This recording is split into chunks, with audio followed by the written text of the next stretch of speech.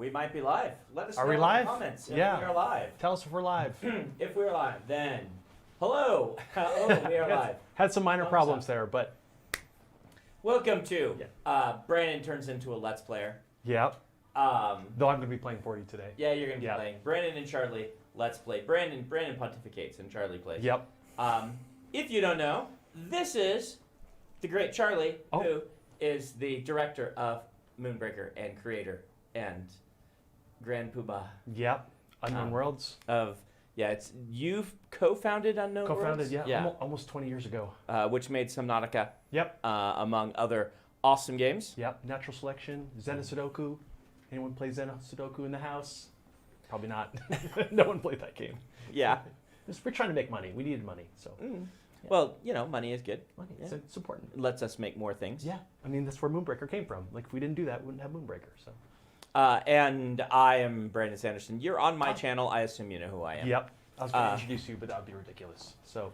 And we, together, have been collaborating on this video game Yes. for like 3 years. Yeah. Something like that. Yeah. It's hard to believe. I used to think that books had a long development cycle, right? Yeah. Like when I first sold my very first book, Elantris, I sold it in May of 2003, and it didn't come out until like 2005, right around that time. I'm like, whoa, two whole years. Little did you know, video games. Yeah, video games. And we are the worst because we basically take 5 years to make a game. That's Pretty not much uncommon, right? Like you can. Yeah, some people can do it faster, but we gotta get faster.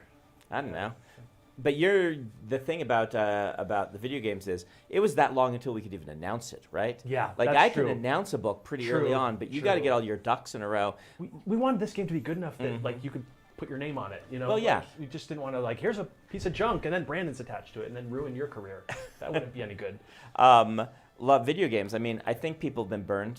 That's why you wait so long. Like people have been like, when are you going to announce this thing? When are you going to announce this thing? Well, people announce video games. Yeah. And then don't deliver on them. True. And So we announced and suddenly we're here. Yeah. Yeah. We're releasing in 2 days. A better thing. Yeah. Yeah. 2 days for early access. Yep. Early access on Steam Thursday, 3 p.m. PST.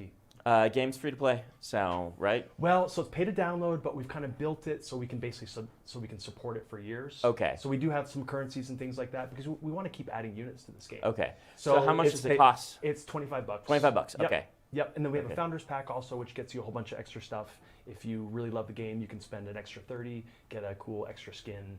Okay. And that's the Astra skin, which is really cool. Only available that way. But yeah, $30 is or $25 is the basic. Okay. Basic game. Yeah.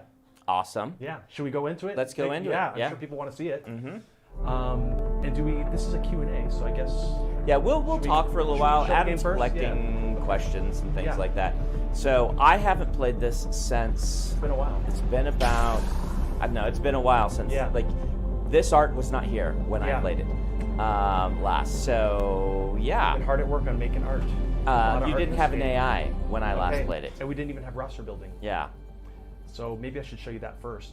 Well, first of all, this is a digital miniatures game in case you're just tuning in. It's basically one of the first or the first digital miniatures game. So imagine something like Hearthstone mixed with something tactical like XCOM or, basically XCOM. So you basically would make a roster. So I'll just show that really quickly. So you're going to choose a captain and then 10 crew. So we have 3 captains. So let me just choose Extilier. He's kind of the good starter captain. And then you can choose a whole bunch of other units. They all have, they're all a mix of melee and range units, and then they have like really crazy abilities attached to them. You've been spending a lot of time coming up with crazy abilities. Oh yeah, That's kind the of like my dream That's job. the Charlie thing. That's what I love. That's where you and I connect. Yeah, is I yeah, come yeah. up with crazy magic systems, and you Yeah. come up with crazy units. crazy abilities. Mm-hmm. Yep. So that's exactly right. Furia, this is her ability right here. So every unit in the game has a melee or a range attack. Usually they're just 1 or 2 each. Furia, if you don't attack with her, she takes a damage, and then her attack grows from 2 to 5. And then if she does it again, it goes from 5 to 8. And then if she does it again, she goes 8 to 11 until she takes one giant attack and she's like charging up her anger and she basically lets loose. So you can win the game with this one unit if you do it right. That's how weird this game is, like game breaking. Click on that lure Oh, button. yeah. Here, I got to show you all this stuff. Yeah. So I'm kind of showing all you guys in the stream, but also showing Brandon because he hasn't seen it for a little while. So, Yeah. what do you want to see here? You now want to see lore. You Lore. have a lore we button. We have lore in here now. Yeah. So this was okay. Yep. This is kind of like extra lore. So this isn't. It's kind of. Oh, right. So this is for painting, right? Well, this is just kind of like flavor text you'd see on a magic card. Yeah. Extra flavor text. This is just kind of bonus Got material. Give you a little more information about them.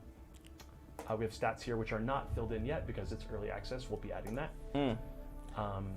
Yeah, let's go. Let's see. I feel like I should show you the painting. Yeah, let's see the painting. You probably haven't seen it for a while. I did the painting for a while. Yeah. But so the question I think people are going to ask: are your units just unpainted if you don't paint them? Yeah, they come with They come painted. Yeah. So if you see here, this is all the units that Brandon has unlocked.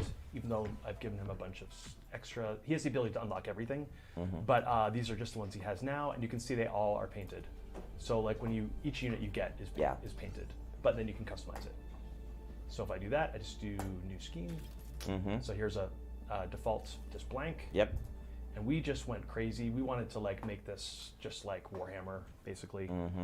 So I can just do paint a base coat really quickly. That's not a very good color. Undo that. Maybe do something like this. This is not going to be a pretty model. I'm just going to tell you right now. Pretty paint job. So I can just do that. You can see, oops, mouse sensitivity a little too high. I can do a wash. So let's see. Oh man, that's so much easier than It's a lot easier than real, than analog painting. I was gonna say real painting, but this is real. It actually is real. This feels real. Yeah. Yeah, it's not. A lot of the artists who make art for us work digitally. Oh, yep. And they're real artists. They're real artists. Of course. Yes. Yeah, exactly. But this is, man, yeah. Let me show you the dry brush now. Oh, yeah. This is where it gets really cool. Let's do a white. This is where you get this is going to be a little insane, but you get the idea. So dry brush is a thing where you take a brush and you dry it out a bunch so that you can get just the highlights on a mini. My brother's big into minis, and so I know a little bit of the terminology. I go over there occasionally and paint, and so we want to just mimic all that stuff. So yeah, this is how you get that same high level detail just really quickly. Look at that. I mean, it's already got some cool detail. We also have this really cool thing people seem to freak out about, which is you can paint just a piece of the model. So what's happening here, if I turn on this masking, right? Here, I'm going to undo it. It's auto mask. This is normal. Oops, let me see. Is that on or off? We got to work on that. Yep. Okay, yeah. So that's normal. Right? It just paints the whole model. Yep. If I turn on mask, it will only paint the thing that I started painting. So it knows where I started painting, and it will only paint that. So if I go like this and I go all the way over here, it's painting all the fruit, because we cleverly basically marked all the fruit together in the same group. So you don't have to go through and just trace the detail too perfectly. This is a way you can get really quick detail. Yeah. You can really just be creative without having to. So instead of a fill function, you have this. You got it. That's cool. That's the idea. Yeah. People seem to love it. In the painting, you can just get lost in this. I mean, super relaxing. Put the UI away. You just kind of bliss out here and just get really into the little details. Now, I don't think it's in there yet. Are you ever going to do the thing that I've kind of been pushing you for, which What's is better than regular paints? Meaning we have them. You do? Yeah. Okay. We have them. Because show me some of those, because I've been asking for them forever. So we haven't unlocked them here, Okay. But I can absolutely show you. So they're all earnable. Okay. So I just got lost in there. Let's see. Let's go back here. So these are the cool paints. They couldn't do it in analog paints. Yes. Right? So metal glowing paints. Yes. Because the glowing is the thing. When you first pitched this to me years ago, I'm like, so I can paint something so that it has a light coming off of it. Yeah. And it'll work in the game. You'll be using your mini. It'll have light coming off of it. Yeah. So I can't remember if we actually have the glow paints on this first season track. Okay. But we do have these metallic paints. And so these are actual shiny metal. This is like, I mean, you actually can do this in real miniatures, but like probably looks a lot cooler here because it can be like mirrored surfaces. But what you can't do is like actual glowing without any like electricity or something like that. So later we're going to add stuff like that. Yeah, we're kind of just getting started. The options for stuff you can do with that are just incredible, right? Like, what if you could paint with lava? Yeah. What if you could? What if you could make part of your MIDI invisible? Yeah. Transparent or something like that. Like totally. The things you can do in a better than analog. What did you call it? You called it better than. Yeah, better than miniatures. I think better than miniatures how we first was, framed it. Yeah. Yeah. So it's like still miniatures, but we want to like take it to the next level. Right. We're not trying to leave miniatures. Your mic down just Oh, yeah. A little loud. Sorry, everyone. I think it's being blocked by your channel. Oh, okay. We're just testing because you're a little quieter. Okay. So bring it down. Oh, Yeah. gotcha. Like Thank you. yeah. There you go. Got it. How's that? We will check. Let us know in the chat. Okay. Yes. Let us know, everyone. As Charlie talks. Yeah. So we should show the game. Yeah. Let's And actually take play the game. questions. Okay. So let's play the game for a little bit. AI, because Brandon doesn't like playing players. Well, you're the one who's playing. I'm just watching. That's true. And the game isn't out yet, so there's probably like no one online yet. Yeah. So we got to wait 2 days. But so here is your roster. Right. It's a default roster. We got Extilior, your favorite. Let's build him a new crew. Oh, you want it? Okay. Yeah. That's a good idea. Let's build. Sure. Why not? Rosters. Yeah. Roster. How many rosters? Unlimited. Unlimited rosters. Yep. Okay, because that was something that's changed. That changed all a the lot. time. Yep. Yeah. Yep. Like, yeah.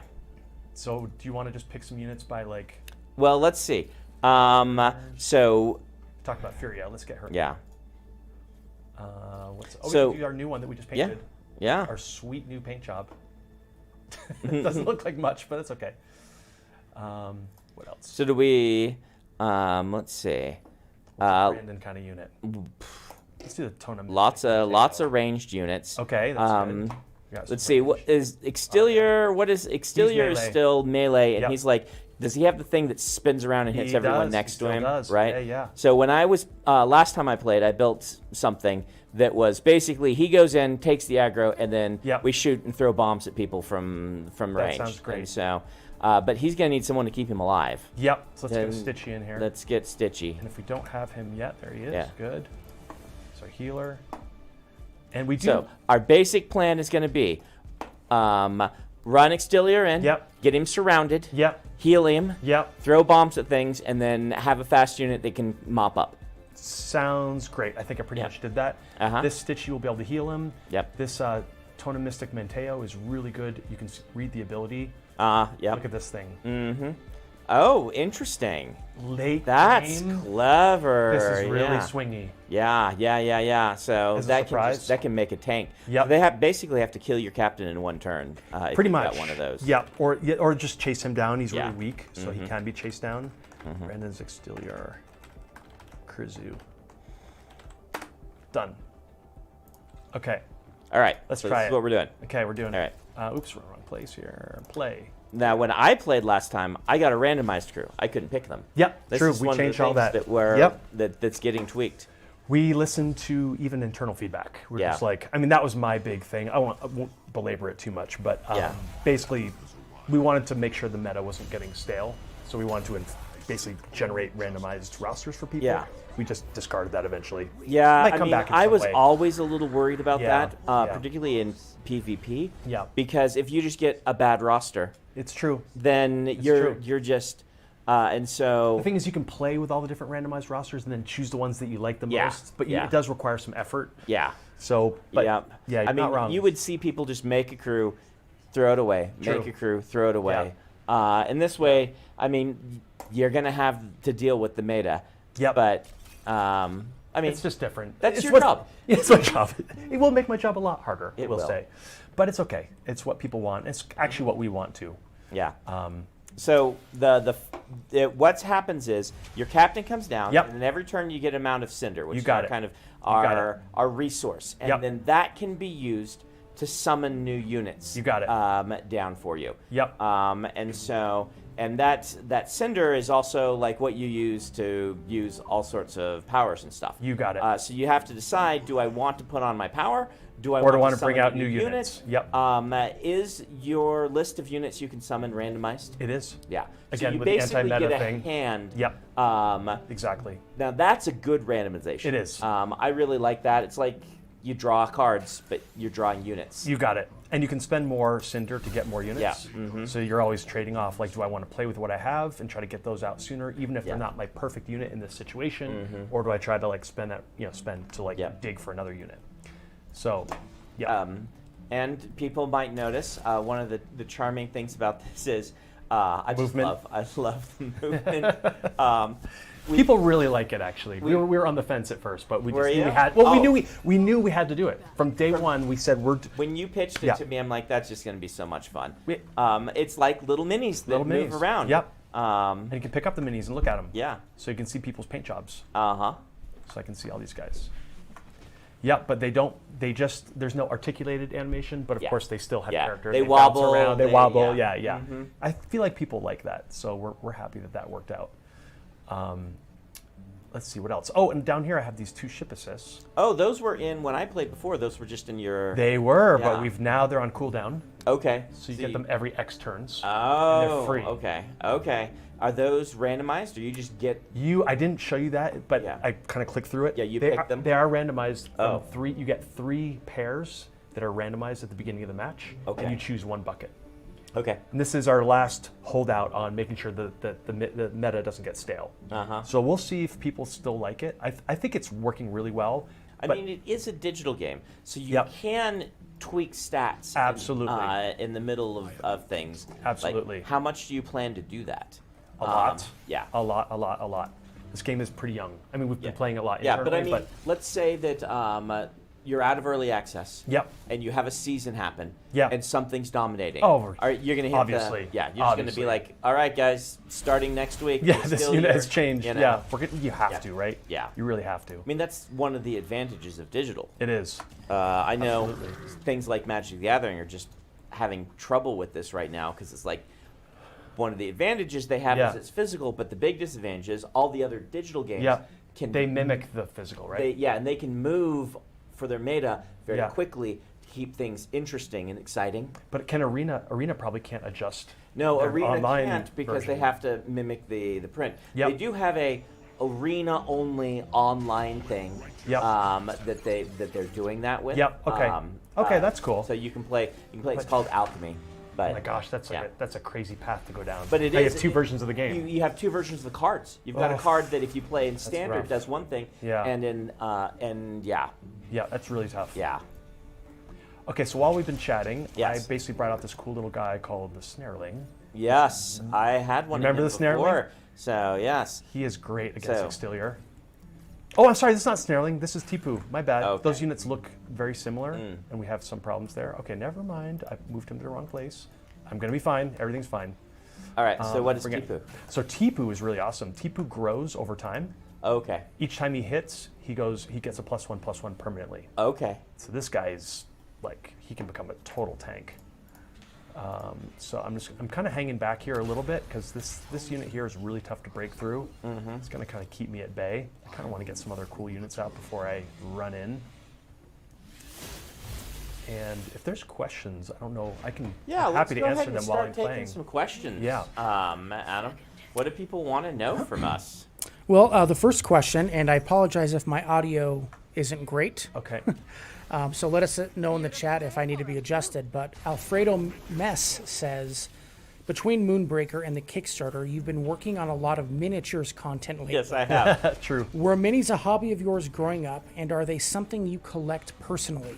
So, number one, this is kind of an amusing coincidence because I've been working on Moonbreaker for years, and we've also been working on the Stormlight minis for about a year plus, and it just kind of came together that they both got the same month. But I did paint minis as a youth. Yeah. It is Didn't we all? Yeah. It was one of those hobbies that I've kind of had to give up because there's just not enough time.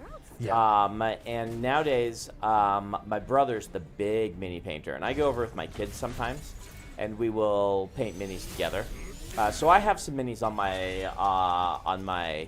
in my office. Sometime we'll show off the minis that I've painted. They're not very good, but you know, it's a fun little hobby. One of those things that I kind of wish I had time for, but people always ask me about my productivity. I do time triage quite a bit and say, all right, this is the thing that I have time for, and this is the thing that I don't. Yep, makes sense. I'm amazed that you play and beat as many games as you do. Man, I get to play like 2 or 3 games a year, really, is all that I get to do. Like this year, I have really only had a chance to play Elden Ring, and I haven't played a game since I beat Elden Ring. Spoiler, we haven't been putting it on my social media. I did finally beat Elden Ring. I just died to the AI. No one's watching, right? Mar, curse you. Making the AI better. Sorry, continue. Is that one of your coders? Yeah. I don't know Mar. Mariah. Okay. Yeah, she's responsible for all the AI. Among many Sounds other like her things. job might be at risk now. No. Good AI. For humiliating me on stream. Yep. That was the game. You're the game creator. You don't have I to be don't the have best to, at That's it. true. I've I've learned that lesson the hard way. Yes, I remember one time there's this famous Magic player who was playing against Richard Garfield. Okay. And he said, it's totally cool that he created the game, but do you hear about the creator of basketball and how good he was? Yeah, right. No, because that's not how. True. It's not how it works. The skill set. Two different skills. Necessarily. Yeah, absolutely. And one impedes on the other too. Yeah. Because the more you play, the more to get good, you don't have time to make it. So, should we take another question? Yeah. I feel like This next one is from Lodaru, I think. They say, how are they planning to counteract the potential NSFW or inappropriate paint jobs? Good question. So I can't remember exactly where we landed on that. We have talked about it a lot. Oops. I'm going to show you what we have currently. We have a report. I believe the report player feature is in here. Things have been going in pretty quickly, so I haven't actually seen it recently, but let me just see if it is here. There should be a way to basically just say, report this player for a bad paint job, and then on the back end, it goes to our customer support team. Thank you, Crafton. They can do this kind of stuff. Small company like Unknown Worlds could not have done that. Let me just see, I think, I'm in Skirmish. Okay, it's actually not here because I'm in Skirmish, but there's basically a report player function. Yeah. So yeah, we're gonna have to keep tweaking it. It's not gonna be done yet.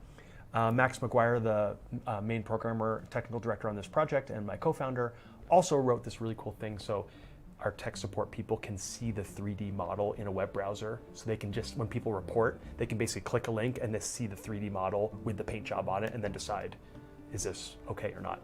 So yeah, we got a plan in place. Hopefully it's enough. If not, we'll add more. Colin Harvey says, did Brandon have any direct contributions to the mechanics of the game? Is there anything that is solely a game mechanic because of his input? Cinder is the closest one, right? I mean, I know that a lot of the powers of the units came because I designed a culture, and you're like, explain to me this culture. And I'd be like, well, they are warding and protecting, and they revere life. And you're like, all right, I'm going to design some units that just use that power set. Yeah. Derive powers from the adjectives you've given to this that's culture. true. And so there was a whole bunch of that. Yeah. But I mean, Zach's a good example, right? Like in my initial pitch, one of my very first pitches is for a somewhat roguish character. You see these a lot. We want to do a space fantasy. You see this style of character a lot, and I'm like, they always get out of the scraps. They always, they always survive. Well, this one didn't. Yeah. He died. He's a Han Solo character. He's like still mouthing off about how cool he is. He's going to mouth off how cool he is, but the whole joke is he actually died. Yeah. He's a hologram. not that cool. Yeah. This is and you built the powers for him around the idea of, he's a hologram, and he's going to, I designed all these captains, and you built them to do their things. And you know what's really cool? You probably don't know this, but this is a cool example. He creates sleeper mines, which are, he throws little mines out there. the way that they work, they basically detonate after they arm. They detonate anytime they touch anything, Right. including Zach's. He blows himself up with his own mines. It's not rare.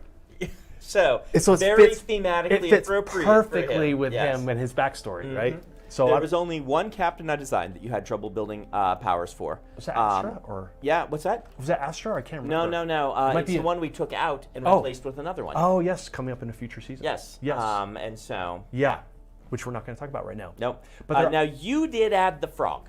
We did. The artists. No, not this. Like, was it the artist? Like the. Yeah, the artist I did. designed Astra, Yep. and then like I remember like the next week you're like, can she have Can a she have a pet giant frog? And I'm like, sure, she could have a pet frog. And you're like, Yeah. can she ride on it? Because Yeah. we've designed her so that she jumps around all That's- over the place. And I'm like, you know what? I This- can work with a giant frog. This is something that's really funny because Mm-hmm. the artists, one of the concept artists, I can't remember who it was, created this. It was just one of the sketches, and everyone loved the frog, hands down. Yeah. It was just we could just ignore all the other sketches. Right. So we knew we had to do the frog. Yeah. And then just basically design the character around it. I mean, the powers. So Astra's whole thing is she's the daughter of one of the greatest generals and military minds in Yep. history. And I won't give you spoilers on her story, but it's hard to not live in the shadow, shall Yeah, we say, yeah. of such a great parent. Yeah. And that's kind of her base concept. Yep. And So the frog does give her airborne. uh-huh. So that was something that came Right, directly right. from it. So she can jump over obstacles, and you can see it in the Well, animation. the frog wasn't mine, but I love the frog. And then once we start yeah, rolling with it, it was like, okay, now Yeah. she's got to jump. And I then, mean, she has what I like about this is, I like that the captains all have very different play styles. They do. And They do. that, because now that you can build your own roster, Yeah. you're going to be adding a lot of the same units, Yeah. but you're going to build around your captain, and hopefully by building around your captain, you will then be building in a different way. You're an right? Astra player. Yeah, that's if the you're an kind of Astra thing you player, like. Yeah. you need other things to be tanks, perhaps. Yep. Whereas if you're playing Exactly. Extilier, you've got a He's the tank. built-in massive Exactly. tank. Yep. And he can protect all of his other units with the Yeah. stackable damage protection. Yes. And this stacks like crazy. So I if use someone that has to yeah. good advantage. There you that go. power has Yep. stayed. I think all of his powers have stayed. Did you see? No, I don't know. No, these are probably a little different. Yeah, than the like last time I Rowley saw. wasn't in there. So did you notice we rethemed these, at least for now, as the more knightly Yes. version? Mm-hmm. I don't know if it's really working, but I think it's like it. about right. Yeah, I we might like have to it. change it.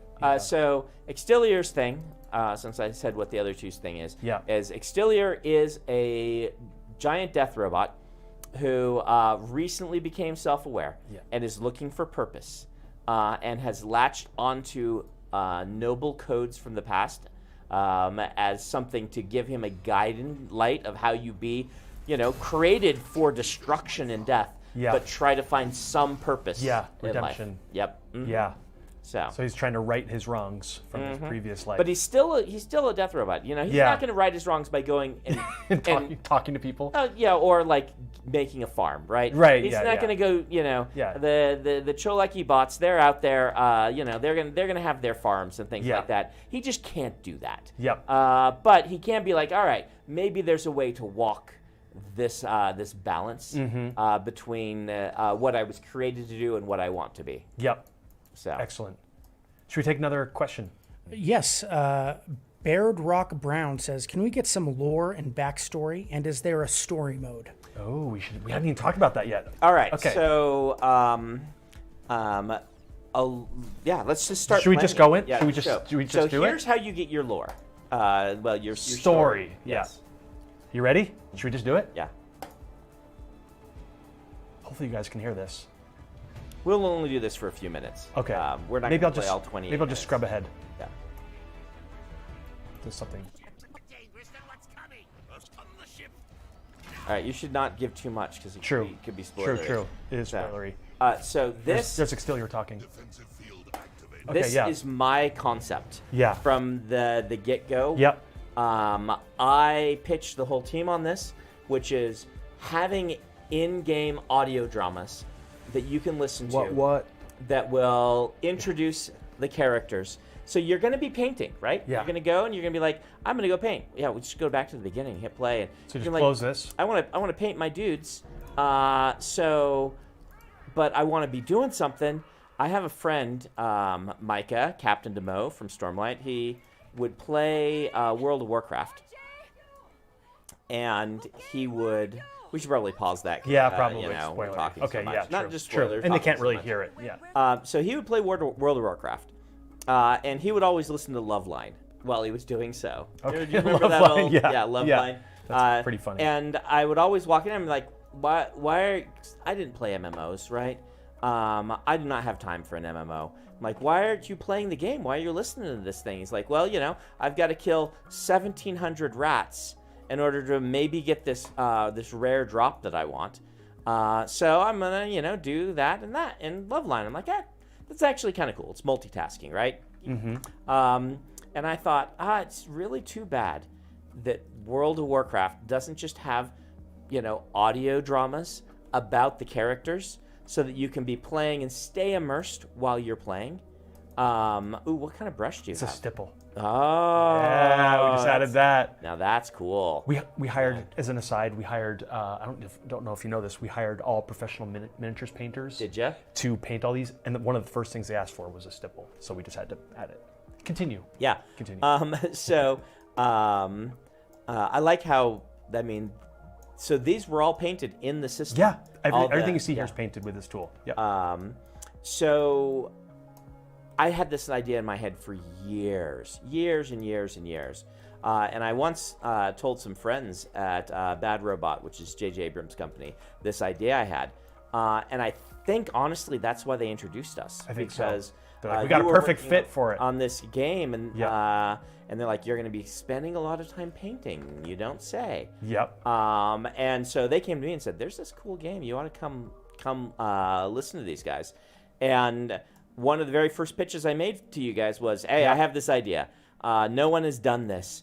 I think you should have audio dramas like in-game that you can click play on and you can listen to while you're painting your minis and things. And it happened. And now we're finally here. Like legit came together. Audio dramas written by Dan Wells, my intrepid co-host on Intentionally Blank.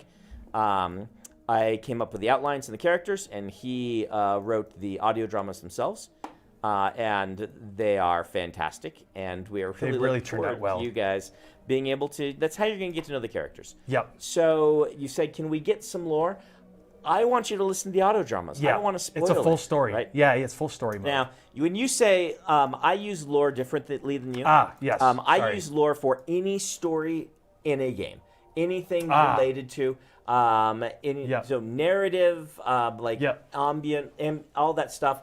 I just lump as lore. I see.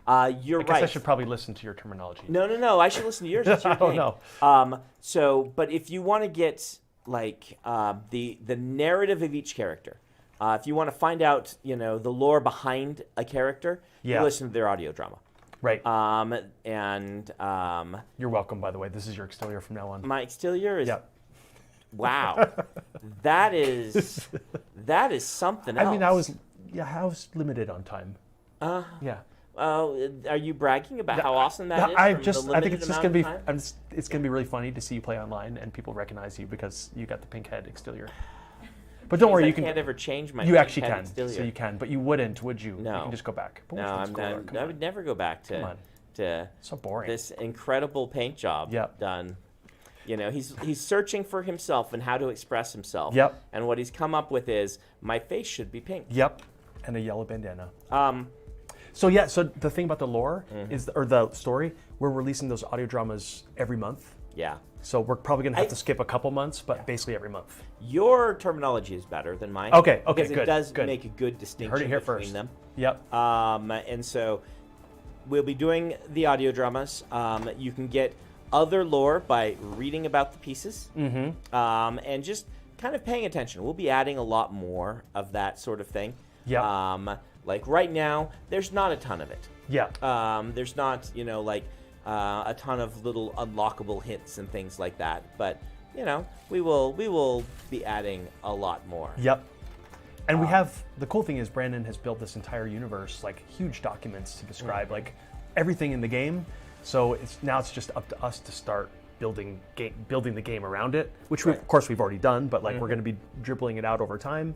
We started with this lore tab here, and then the first audio drama. We've got other audio dramas in production right now. They'll be launching during season 1. Now this is really cool because this is Cholek. Yep. But it's not Cholek people. It's something. It's a giant plant. It's a giant plant from their home moon. Yep.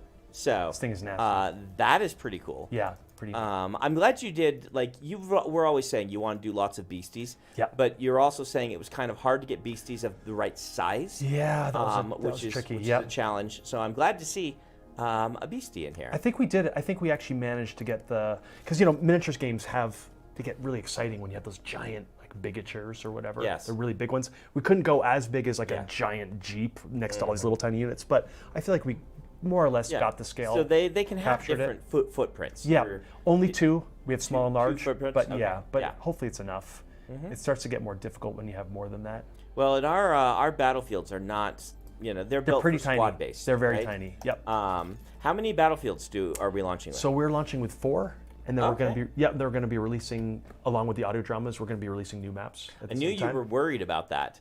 Well, they didn't come together until recently, so what you see now actually looks a lot better than it did even a few months ago. See, you have me asking lots of questions about what you finally decided. Now you're going, are there going to be randomized features to the maps? There are not at launch. Okay. We might do that later. Oops, I did this wrong. There's no people online yet because the game's not out. You're used to playing against other people. I am. In dev. Yeah, exactly. We're very competitive at the studio. Do you guys have like a leaderboard?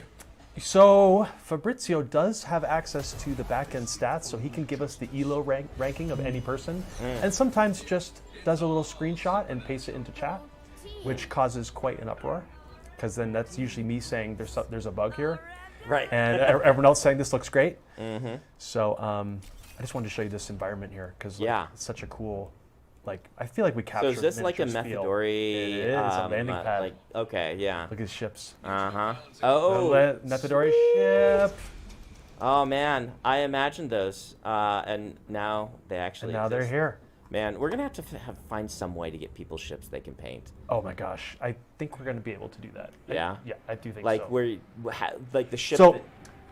What we want to do is when the game starts, right now the captain comes just down. Teleports down. But wouldn't it be cool if you saw your ship come in and you got to paint your ship? And you got to paint it. You got to like buy the ship, and then you got to like you'd see the ship arrive, and then your captain comes down, and then when you win, you basically go back up your ship and take off. Right. And it's this whole expressive thing. It's just like a cosmetic thing that I think people really love. But I want a ship, right? You know. Too. Me too. Well, we'll hopefully get to it. Look at my sweet exterior.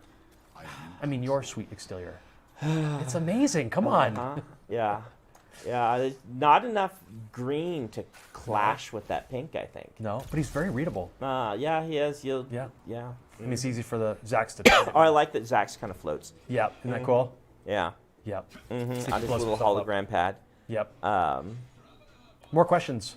We did get a question regarding the audio dramas. Yeah. Wondering if they'll be subtitled or available in another way to read for. Go ahead and show it. Yeah, Look. we do Boom. have. They don't match up as it plays, but the text is all localized, so you can actually read it. I don't. I'm trying to think if we actually do. If I switch to a different language, it'll kind of cut me out of here. I don't think we actually display it on screen, although we might actually display the text as well. We're going to do better at that because we support a lot of languages already, but we want to we don't support it fully throughout the game yet. But over time, once we're out of either, on the way out of early access, I hope we can do that. You can also get the audio dramas as they launch on your favorite podcast sites. Yeah, you don't have to buy the game. You can just listen to the world, the story if you want. Yeah. Zax. Katie Payne Art, as well as many others in the chat, want to know if the game will ever move off Steam to say something like the Nintendo Switch or other future portals. We would love to go on every platform that you guys want it on. That's our basically popularity is going to determine how much we can do with exactly it, right? It's been designed to go everywhere. I'm actually glad to hear that you're charging for it. Yeah. 'Cause I know there were lots of conversations, Yeah, and once you charge for a game, your monetization gets much less predatory, and I like that. Yeah, You we're know? not fans of predatory games, obviously. Yes. I mean, who is? But there's a lot of pressure on games, these days to True. use a lot of predatory monetization, and Yep. that's a thing, right? Yep. Like It's a delicate balance. it is a delicate balance and I don't necessarily blame game developers because, as you've talked to me about before, like Yeah. how many people's lives are you in charge of, and if your game doesn't make money, then they just all lose their jobs. That You're like yeah. one game away from It's so true. and that's a weird thing about the gaming industry that I've talked to Charlie a lot. Like my field, if I write a bad book, that's bad, right? Yeah. But my backlist continues to sell. Right. People are still interested in my books and things like that. We are not Yeah. one bad book away from disaster. Sure. I'm like 10 years of Yeah. consistently being bad away Yeah. from disaster. But in the video game industry, like, you are spending, millions a year Of just course. maintaining. Yeah. And if you make a bad game, then It's all over. It's all Party's over. It's kaput. Yeah. Well, that's why with Moonbreaker, we wanted to make a game that we could support for decades. Yeah. That's kind of the whole idea of this game. So we don't have to get stuck in that trap. Oh, like I'm stuck right here. Oh, I can't move. No, Jailbreak got me. This is exactly where Exterior wants to be. He just needs It's to get healed. true, but Yes. I kind of don't want. I'm like low enough health. I don't actually want to fight him. But with okay, she can take him out. Wasn't my plan, but goodbye.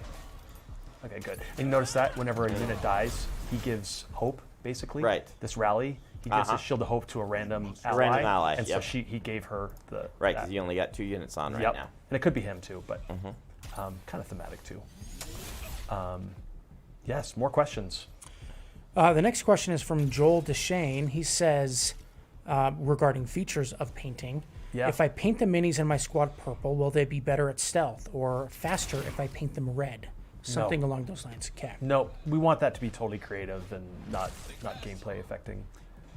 Yeah, that's. I don't even know how would we do that even. I mean, you could do it, but it would be dangerous and maybe a bad idea, because then your painting skill determines your playing That skill, too, yeah. which is really a dangerous place to be in. Yeah. It gives you the Fortnite problem, right? Where Yeah. it's like Fortnite is really hard to get into until they've made some of these new game modes, the no build and stuff, because you can't just be good at building and you can't just be good at being an FPS player. You have to be good at both. It's Otherwise, true. you can't play Fortnite. Yep. And just adding that extra skill proficiency made it, like the experts loved it more. Yeah. But it's so hard for new players to It get is. into. It is. And if you had to be both good at painting and Yeah. yeah, And for us, I don't even know how we would do that if we wanted to. how you'd implement. It's like really, like what I if mean, it's just a little red? What does that mean? Yeah, I suppose what you could do. Now I'm just thinking, like a game designer. You could say, all right, apply this base coat, and Yeah. it adds a certain thing to your unit, Yeah, and then yeah. you paint over that in however way you want. So you Yeah. could do that. Yeah, I shouldn't dismiss it. There You might be a way we could do it. As long as it wasn't skill based, as long as it Yeah. was, all right, I'm going to shade this, all of my units, start with a purple base coat. Yep. And I'm going to indicate that's what I've done. And Yep. it's actually not a terrible idea Yeah. to just. Okay, but we're that's- working on it now. That's like a season 12 sort of Yeah. thing to implement. Exactly. Once, yeah. Exactly. Mm-hmm. Next question. From Twitch, Sprigleaf says, what are the Hey, riches? Sprigleaf. Sorry. And are there any media outlets in universe? Okay, so what are the what? The first question? sorry. What are the reaches? Okay, Oh, what are the reaches? go. Oh yeah, so the reaches. So this kind of comes where when Charlie came to me, what he said is, I want something that is science fantasy. And if you don't know what science fantasy is, Dune is my favorite science fantasy. It's a science fiction with a bit of a fantastical element to it. So Dune, Star Wars, anything where you've got spaceships with psychics. I mean, Skyward is a space fantasy, a science fantasy. That's what they're looking for. And the other thing he said is I kind of want it to be more hopeful, more optimistic, meaning a lot of gaming miniatures live in the grim, dark future where there is only war, which is not throwing any shade. That's awesome, Right. but it's been done so much. Time It's for something new. If you're gonna find a voice for yourself, you look at what is dominant and you say, all right, let's do something different. Yeah. And so, meanwhile, I had this idea for a universe. It was called Soulburner. You can probably go back many years in my State of the Sandersons and see me mentioning something called Soulburner from before I met Charlie. And this is for, the basic concept was for a science fantasy world, universe, where it was one giant, like, red giant type star, right? Dimmer than a star, but brighter than, say, Jupiter. Surrounded by just dozens and dozens of moons, set up in a really complicated orbit that requires some maintenance, some mystical maintenance to keep it all going. It's all this really intricate machine of all these moons spinning around and moving past one another. And what I loved about this as a setting was this kind of little city-states, right? Like, we're not talking Little Prince-style moons, but kind of like that, like smaller than our moon. One city, two city-sized moons that were spinning around, and sometimes they would come in close contact with an enemy, or your trade routes would be different. And the other weird thing that I decided that I wanted for this is I wanted air and space. Star Wars does this weird thing where half the time there's air and space and half the time there isn't. Oh, I didn't know that. Where if you go out in space in Star Wars, you'll suffocate. But ships bank. Right. Using like they use fluid dynamics and aerodynamics and things like this for flying. Right. And there's in Star Wars there's sometimes gravity in space. Sometimes not. When Princess Leia gets sucked out into space, there's no gravity.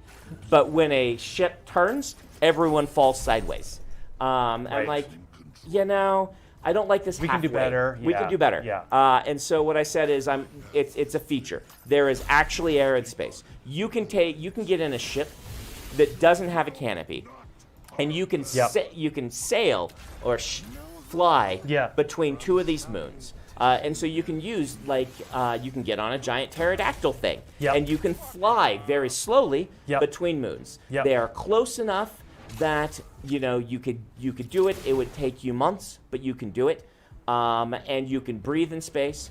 And while there's artificial gravity, the sun provides the main source of gravity, so you don't need artificial gravity for your ship. You can just stay on top of your little. You build yourself a barge, and you can stay on top of it. And as long as it's between you and the thing, and you've got Cinder to keep you anti-graved up, you're fine. Right. And I built this whole cool complex system. I had like 5,000 words of work on it before I realized this could just not fit in the Cosmere. There was no way I could get this to go in the Cosmere. And so I shelved it. I'm like, I will find something to do with this. And I didn't really even build it for a book. I built it more as just a world and a concept that was really fun for me. And I had it sit there. I explored maybe doing some sort of movie with it for a while. And then when you came to me and you were talking about what you wanted, I'm like, this fits. I've got this thing. It's called Soulburner. And let's talk about it. And I pitched it to you. You had another pitch too. I had but I two guess pitches. we didn't. So I had two pitches for you. One was codenamed Brink. One was codenamed Soulburner. And Brink was kind of small scale because I knew you were doing a squad-based miniatures thing, and I said, here's the two options. One is more expansive, is more difficult. But it gets you more of this Star Wars universe you want. You're gonna have to deal with the fact that there'll be dozens of moons with potentially dozens of different species and cultures and things like that. Or you can take this other one that's more narrowed focused. And you immediately wanted the big, expansive That's why it takes us 5 years Yeah. to make a game. So this setting is really big. Yeah. There's a whole lot going on. There's a whole lot behind the scenes. There is a giant, interesting, cool plot that we're not even going to talk about. Probably not for yet. a year. It's going to be a little while. Yeah. Because we have to build or more. all the plots Yeah, of the we characters. gotta build all the Establish characters. them all first. And then we'll start talking about what the actual plot is, and you'll discover it through the audio dramas, what's going on and things like that. And so this is what we're doing. The Reaches is my word for Yep. all of this together. Basically, it could replace the universe. Yep. It is all of these moons and the sun and Yep. all the space between them is the Reaches. Yep. So That's the longest, most complete answer you're ever going to get. Very in line with Brandon's other yes, answers. this is how we do. This is how we roll on our That's live how. stream Guys, here. you got to Yeah. answer it fully. Yeah, You know? you get, That was half what I was expecting. yeah. So. you get long answers to things. This is a But Sprinkleaf has been playing a lot, so he's like, Oh, okay. yeah, he gets the full answer. how you doing here? I feel You like know, your you're- strategy is actually the thing that we wanted to do. Yeah, It's more or less working. yeah.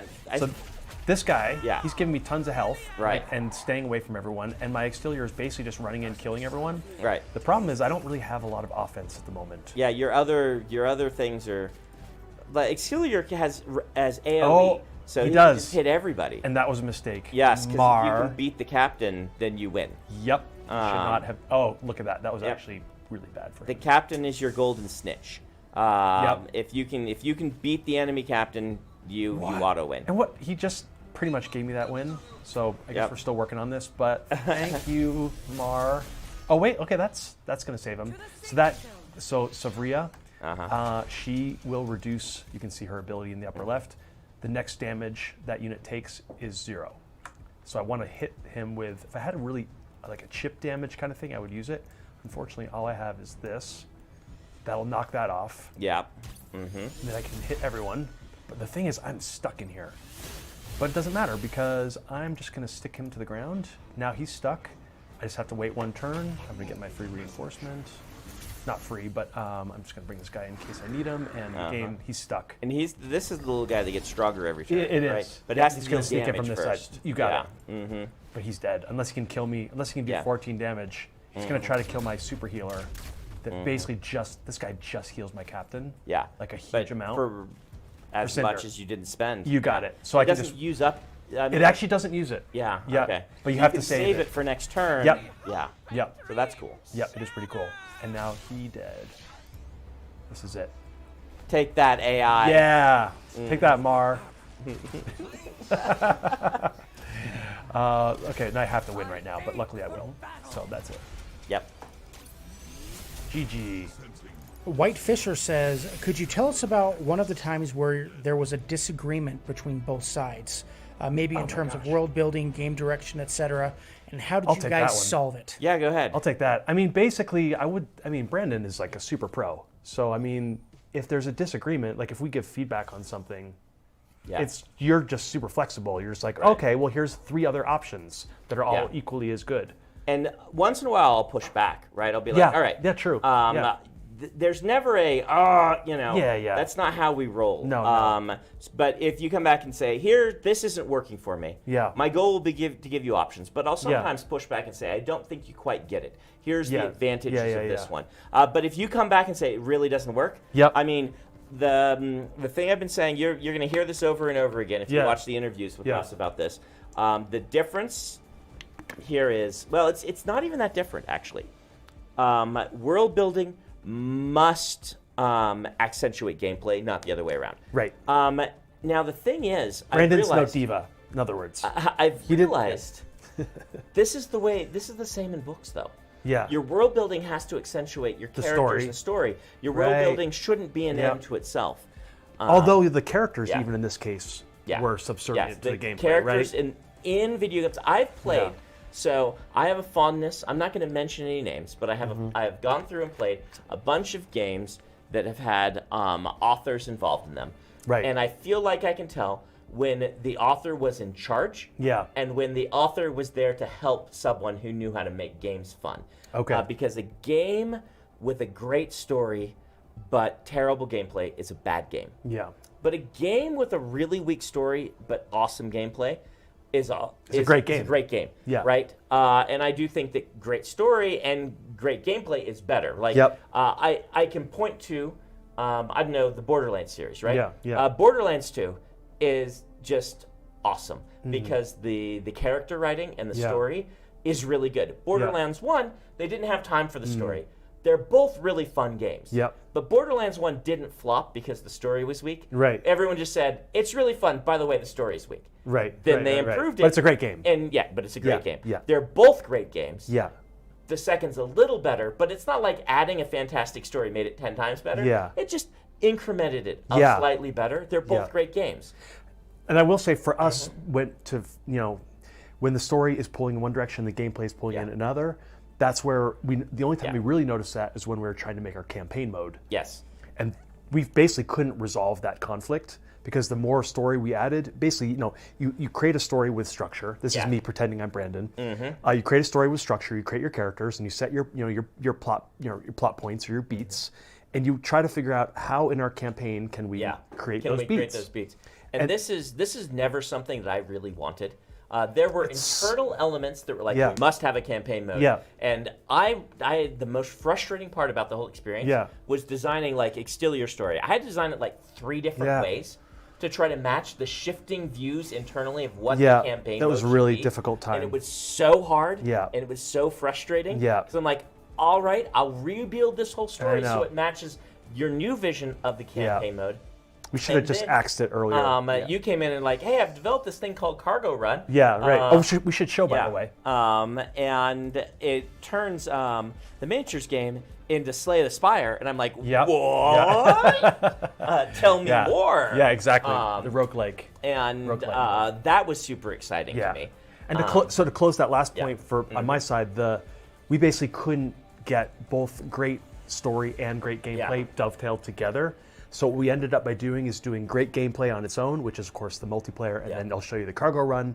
So the Cargo Run is like our single player where the whole game goes off the rails in a cool way, like Slay the Spire or Dungeon Run in Hearthstone. But then our story is like there's no branching. It's not single player. It's audio dramas. All along. The problem we kept running into was this idea of like I pitched this idea for audio dramas. I loved the idea. Yeah. And then internally there were certain elements that were like, all right, we'll cut the audio drama into 5 pieces. That's the thing. And you'll unlock them through the story and you mode. just keep getting little bits. I'm like, but I don't want to stop. Like my argument was always, you never want to stop gameplay. Yeah. To go do some story, thing, right? You want to have your story and do it when you want to do it. Yeah. You don't. But then if you didn't go listen to one chunk of the story and continued your campaign it's like a mode, nightmare. And now you're playing a story that you don't understand. You don't have context for it. Yeah. If you haven't listened to it, you had. Yeah. It was all a big mess. It got so much easier when we just axed it completely. We axed it completely, and Charlie's like, "What do you want to do, Brandon?" I'm like, here is a simple version of these audio dramas that will really lay out who the characters are. It's so much easier. It's so much better. And you're like, I just want to do Cargo Run. I'm like, this is all it's like so much better. We're both so much happier. And it wasn't like you and I arguing. There was another. We're trying to make it work. That was pushing. Of course. We all wanted the best thing for the game. We all wanted the best thing. And we have this when you have like a boatload of Brandon world and lore. You want that to be throughout. You want that to be baked throughout the entire game. So that's it would be great to have story inside Cargo Run, but it's just okay. I'll show you. I mean, it's not going to happen. I think this Cargo Run shouldn't have story. Yeah, I think the Cargo Run should have lore. Right? I think you should unlock little tidbits and things like that expand the story that you've already listened to. And so we don't do it yet, but I think we should. I think that we should. But this is one of these things, early access. Right? Yep, exactly. This is early days. So with Cargo Run, as I understand, you can correct me. Yep. Things have changed. Oh, here's your assist choice, by the way. I saw that. 3 buckets of 3 randomized buckets. Yes. Yep. For us, you should always take that health one. The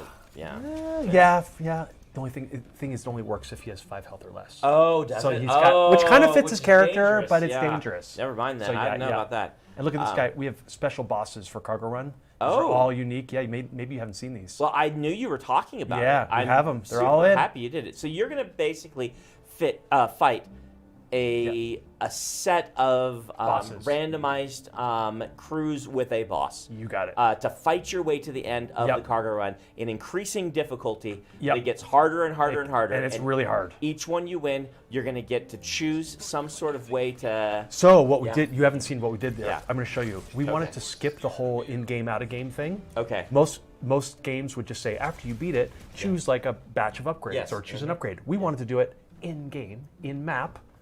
Boom. So you're... You have to position to get, basically upgrades come down in-map. And you have to Interesting. navigate to it or use your positional powers to get the crates to the units. Okay, And, okay. and the way you choose it, And that goes, the crate itself opens up, and is there like and- multiple options in it?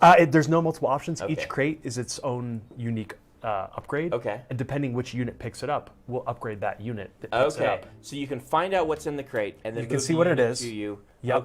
Okay. And this is how you recruit new crew also. Okay, so some of crew those crates members. will just have a crew in Like it. this one's Teutonia. If Okay, I yeah, get that, yeah. I get Teutonia. Right. But the okay. thing is, the bosses... That's smart. That's like leaning into what the game is doing, that's right? exactly it. Like one of your big advantages for this over something like Slay Spires, you Yep. have a battlefield that you can position on. That's And it. So why That's not? exact- Just why make not it? just do Yeah. it? Like, look at this vortex beam. Yeah. I'm just gonna move. You're just I'm gonna move you're myself just- you're there. just gonna pull everything to you. Yep. Of course, I'm gonna hit my own bomb. But look, now I touch the crate. Now look, free Teutonia. Yes. Here she comes. Oh, she set off the bomb. So that wasn't a good move, but that was So really funny, in actually. Cargo Run, one of the questions that I've had is, if you lose a unit, is it gone? It's forever? gone. So And that's cool too. Which is great because that's the XCOM thing, right? Yeah, Because uh-huh. now with these cargo, you can Yeah. you can make individual units super powerful. You know what's also cool is you added cargo to the Cargo Run. It had to be there. Come on, it had Yes. to. It was like it, You named it Cargo Run. You're gonna sound so smart when you're like, hey, get I the know, cargo. see, get the But cargo. you named it Cargo Run before there was we cargo did. in it. We did. Yeah. I don't even remember It's how because that you were worked. talking about smugglers, like going between planets or things I like guess that, so. and bring a thing to a planet. Like that was the Yeah. original kind of I concept. guess that's why. Yeah. Is there a visualization for the different places you're going? There's not. Yeah. No. Because No. that was one It'd be of the so tricky cool. things about it was that. So. Yep. We have, of course, we've created the whole map. Like we know what Yeah. the reaches look like. Yep. Do the players get to see it yet? Not yet, but hopefully we will add So that. how do you know which level of the cargo run you're on? So it doesn't actually show it, but Uh-huh. when you're out of the game, you can see it's like 1, 2, 3, 4, 5. There's 5 moons in a row. 5 moons, So this okay. is the first match. It's the first moon. It doesn't Mm-hmm. show it in here, but that's why this guy is level 1. He's still super dangerous. He's got a 5 attack, and look at this. Anytime he touches someone, it does damage to everyone that he touches. And then when he attacks, he stuns all nearby units, including himself. Actually. Okay. Oh, Which is- really? Yeah, he's kind of a Interesting. goofy character. Yeah. So sometimes you want to get him to stun Yeah. himself. But if he gets close to you, it can be game over. Hmm. Like pretty much instantly. You have to be very, very careful with him. So I'm going to keep everyone away. And in fact, I'm actually just going to pull him as far away as possible. That's not very far, but I'm going to do it anyways. And I'm going to get this guy to block. Yeah, that life one, you have him to be at 5 or less life. Yep. It's real hard But to use. it's better for crew, it's so super she's almost there. powerful, Yeah. Mm-hmm. So he just did damage to Chuck and Co. and he stunned him. Oh my God! And he stunned himself. Luckily. Uh-oh. Oh wait, what is happening? That might have been a bug. What just Did happened? he attack his own? Oh, he did. Oh, interesting. I can see that being a bug or not a bug. He attacked even though he was stunned because he's got 2 abilities. Deal 2 damage to any unit it collides with. But Uh-huh. normally that would be when he's not when he's stunned. Right. So I could see that going either way. Anyways, that's the fun of making a game like this. I mean, do 2 damage to anything you collide with seems like it should happen even if you're stunned, right? You ran into people. It's not like you attacked them. You just smashed that's into them. yeah. Yeah. His animation Yeah. is that he attacks, Yeah. but you're right. I mean, that's kind of we'll have to think about that one. All right. Okay, next question. So we have 3 very common questions that I'm going to Okay. throw at you guys. Okay. The first one is, can you import, export paint jobs to and from other players? Not currently. It's probably the most requested feature. I have a very strong feeling we will be adding something like that at some point, not in the not too distant future. Can you 3D print your own minis from the game? That is also one of your most questions. It's up there. You can't currently, but it's early access, so yeah, maybe we'll definitely think about that one. And will you sell minis from the game? Another common one. We might. My only issue is I just don't want to generate a lot of plastic for the oceans. So that's my only issue, because if we sold like 1 million minis, all of a sudden there's like 1 million minis like that we're all going to drink. So just if anyone knows of any biodegradable miniatures production methods, I would love to know. I don't know if it would hold us up, but it's definitely something to think about. Something to think about. Yeah. You did make Subnautica. Yeah, exactly. Right? This is like a passion of yours. Exactly, it is. As a It is. scuba diver, I appreciate that passion. You're welcome. I'm a scuba diver too. Ooh, I can do some tricks. Ooh. Look at this. Okay, now look at this. Armor plates. So these are relics, Yeah. which is like Slay the Spire, Yep. right? And I know you love Slay. I do love Slay. So this gives all my crew +3 health. Just permanently. Just permanently for the whole run. Permanently. So like I have to get that. You got to. But the it's thing got is- 10 lives, so someone can destroy it before you get it. They actually, so this is a bug. We shouldn't be displaying the health. Okay. We wanted to make them be destroyable, but they're not currently. Okay. So they have health but can't be destroyed yet. Yep. The And problem maybe is they will not ever be able to be destroyed. Who knows? maybe not ever. The problem is if I just go grab it, Yeah. I'm in range of this guy and he's going to stun me and then keep me stunned. So I actually just can't walk over and get it. If I use my gravity disc, I mean, I might be able to pull myself into it, but look, I'm actually Yeah. pulling him into Yeah. it too, which is the same problem. So I think what I might be able to do is this. And I then you can pull it to you. I can Yeah. go back here. I should have attacked first. Okay, now I got the large armor plates. Now Yep. she's got the plus health. That's right. She's I stuck was though. thinking you were Steelier, but you're not. You're Zax. Nope, Zax. Yeah. Give her the lifeline, but she's stuck because that's what Jailbreak does. He pins touching units. So, but I can break them apart, and which I think I'm going to do. Because now she's, ta-da! That black hole's a really handy little It's thing. really powerful. So, and she's a 10 health Teutonia. I don't want to lose her now. So let's do. I actually had that piece before, but it was not her. Oh, it was like some NS2. Yeah. thing. Yeah. Cool. Keep the questions coming. Yeah. The next one is, Brandon, are there any plans to add any of your other characters to this game? Oh. So We've not discussed it. Yeah, what's that? Yeah. We have not really discussed it. It depends on. It's really going to depend on how strong the Unknown Worlds team wants to keep their lore. Meaning, like, there's no problem adding Kelsier to Fortnite because Fortnite does not. Did you do that? Yeah, we did. Oh, that's pretty cool. Fortnite's lore is, anybody can be in this, right? Yeah, I true. built this to be self-contained, and I did not work in Earth references. I did not work in references to any of my books or Cosmere. I worked in 2 tiny references to Subnautica. I didn't even know that. Yeah, you know about one of them. I do? Yeah. But You attacked the mine. you might know about both of them. I'll tell you Okay. afterward. Just 2 little kind of references potentially they could say maybe somewhere in this universe, Subnautica and all the things like it would have to be a completely different star and things like this, but Right. the reaches might be some weird part of the universe that Subnautica is in.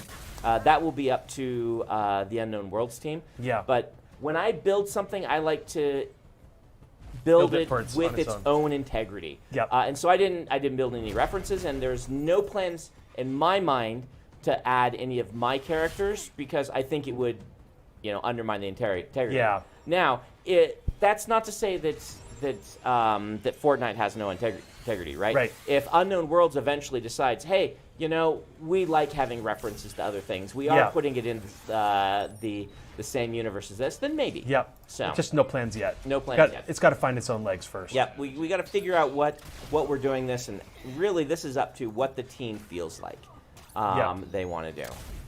Yeah, I think we just got to see how it goes. Yep. It's a good question. It is a good question. though. Something we should have thought We'll about. see if people can eventually, there's no way right now to find the references to Subnautica. They are not the sort of thing that's going to show up in the game. I lost my Teutonia, my 10 health Teutonia. Oh, she's not dead yet. Mar, this is on you. It's Finish on her. exactly. And this is why you don't want to pick up upgrades because sometimes you lose something along the way. You might even just lose. But in this case, I actually am probably not even going to beat this first round. Yeah, I'm too busy talking. Yeah, I'm just kind of playing automatically instead of, it is mindfully. it is a hard thing. It's actually to Let's surprisingly Play. hard. Yeah. Yeah. You have to really think in this mode. What kind of learning curve do you think this game has? And this is a question from me, not from anyone in the chat. Yeah. It seems, I mean, the rules are really simple. So, I mean, there's, we have like, all the units move the same speed, basically. They all have the same range, basically. There's just, every unit just has their one ability, except the captains, which have 3. It's pretty simplified. I'd like to think that's pretty simplified, but a lot of variability. that's what we're hoping for. You want the complexity coming in the gameplay. combination. It's the combinations, right?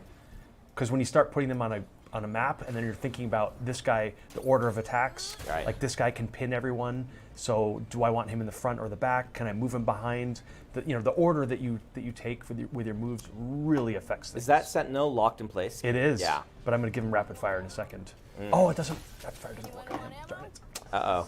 But I can give it to Zax. him? Because he just has an ability. This is an ability, not an attack. Not an attack. Yeah. Right. Which I'm not sure if that's great or not, but that's what it is. Yeah. Yeah, but I could give it to You know what the Astria, turret or, should have? Aria. The turret should have just like if you move in range of it, it auto shoots you. We might, or we may or may not have a unit coming that does that. Ah, well there you are. May or may not be one of the new cultures. I mean that's It's amazing. It's that's actually the sort of amazing. thing that you can do again in this sort of game that is like Overwatch. I love like Magic Arena and Slay the Spire and stuff, but you don't have an actual battlefield with tactical locations on No. it, right? And here, I guess this is strategic, not tactic. Yeah. No, this Oh, is tactics. This is tactics. Strategies is Want to see something cool? Yeah. Watch this. So right now oops. Oh, well, that worked, but it should be fine. He couldn't hit anyone, But now you've if I do now I have to double move. Uh-huh. I don't know how many people I'll hit, but I'm going to double move. There we go. Oh, because it's got the area of effect. Got it. That's cool. Yeah, that's pretty nice. And then she's going to do a double attack as well. She's going to Right. do. So you wish that you picked up the upgrade after you'd summon more units, because then they would Well, have gotten actually, they still they going still forward. get It's them. just Okay, so going it's still forward. valid. It's going forward. Yeah, Yep, good. it's a permanent thing. Yeah. Yep. But there are other things you could pick up that's like the unit that picked it up gets +3. Exactly. Yeah. Yeah. It's So the relic was just a little more powerful. the and- relics are super powerful, and you can get a whole bunch of them, of course. So the gonna win min-maxer this in me wants to know yeah, how many things fall in a battle. Is it how long you last? it keeps. So they. So do you want to run around in circles with an enemy? you don't. facing So you? they stop, Okay. and you can see they've actually stopped. Okay. So it Good. gets. Yeah, it It's has to be better, that way. It has to be because that way. otherwise, you Yeah. know, I would. You drag out the match. Yeah, you drag out the match, and that's never a fun gameplay mechanic. No. Although I will say it's hard enough, we probably could continue dropping them, and you probably look at this guy. I haven't even really hurt him. Yeah. I mean, I have, but he's been healed by the Yeah. other guy's Does Stitchy. he have infinite units? He Or- doesn't. Okay. He's So you- this is it. Yeah. He's out. There's no Good. more here. So this is really going to come down to. In fact, I don't have any more either. So this is it right here. So I have to be very careful. I have to think about this actually. You can heal one of your units, right? I She's can. under- Or yeah. But this is just too juicy. Look at that. Yep. I don't think I'm going to get. How much? better than that. How much cinders does it take to use one of your ship assists? Are they? They're free. They're Okay. just on cooldown. Okay. So I'm going to take out those guys, and she has to hit the captain. I could do. She's got armor, so I guess I'm going to have to hit there. That's a double attack, Uh-huh. and then he's going to get. I guess I'll probably go here first. I have to check the movement range Yeah. because if he touches my captain, He locks. pretty much game over. Oh yeah. I'm going to get as far away as possible. I may block there too to make sure he can't do it. Oops. What's going on here? Attack. Here we go. Hey, why not? That's a bug. Oh, clicking the wrong thing. And then she's going to block. Yep. I don't want to lose her for next round, but I just can't afford to. But you're gonna heal her, right? I don't have any more. Yeah, you've Oh, got- I have my lifeline. yeah, That's this true. is- Okay, thank you. Yep. Yeah. Mm-hmm. I guess it's probably better to do now. Give her the stillness, even though it's not going to last. So now I've got a chance now. So why did you attack the captain rather than remove the unit that was next to him?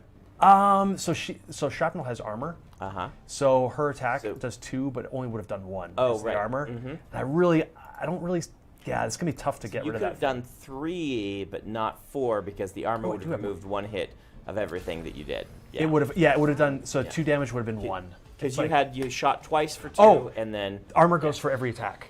yeah, that's So what I'm saying. yeah, okay, yeah. That I was figuring that out. So you could not have actually yeah. killed that unit. No, probably not. Oh my God, what's happening? I wasn't paying attention. You're Bye bye, Arya. Yeah. Tell her we love her. Yeah, this is, even if I recover from this, it's going to be tough to continue Yeah, this run. to keep beating because you've lost so many units. I but- have, but 3, 4, 5, 6, 7, 8, 9. Actually, I can win right here. So what's the, like we have an XCOM, you can miss, right? Yep, and you can here too. And so you were Oh, counting up, stunned! Yep. the damage, Oh, crap. but yeah. Oh, Anyway, I didn't see this. But I forgot I did actually have more units. I just wasn't noticing. I'm going to win now. No, you got one last. Yeah, Yeah. I saw a 0 here, but I actually Yeah. had more in my reserve. Yeah. Look at this, my poor captain. So I'll win this, but it's going to be really, it's surprisingly close. Oh my gosh, what is happening? Does he have rapid fire? And this is the first level. That's the How first many level. of these levels are there? There's get 5. 5. Yeah. And they get progressively harder. So, but you get more upgrades. So now I keep my armor plates, and then all my units. This is all I have left, and they do get healed a little bit in between.